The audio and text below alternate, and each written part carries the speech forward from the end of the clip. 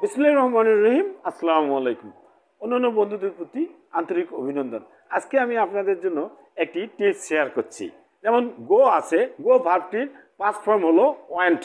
তো এই ওয়েন্ট দিয়ে আপনি পাস্ট টেন্সগুলো কিভাবে করবেন। আমি গিয়েছিলাম, আই ওয়েন্ট। আমি যাইতেছিলাম, আই ওয়াজ গোয়িং। আমি আপনার আগে সেখানে গিয়েছিলাম, আই হ্যাড গান দেয়ার বিফোর ইউ ওয়েন্ট। আমি 10 মিনিট যাবৎ সেখানে যাইতেছিলাম, I had been going there for 10 minutes. এভাবে দর্শক আপনি ইচ্ছে করলে অন্য অন্য ভাবগুলো ব্যবহার করে মনের ভাব প্রকাশ করতে পারেন। অর্থাৎ পাস্ট ফর্মে past indefinite, past continuous, past perfect continuous এবং পাস্ট পারফেক্ট কন্টিনিউয়াস। তো এই টেন্সগুলো আপনি ব্যবহার করে নিজেকে ইংরেজি শিখতে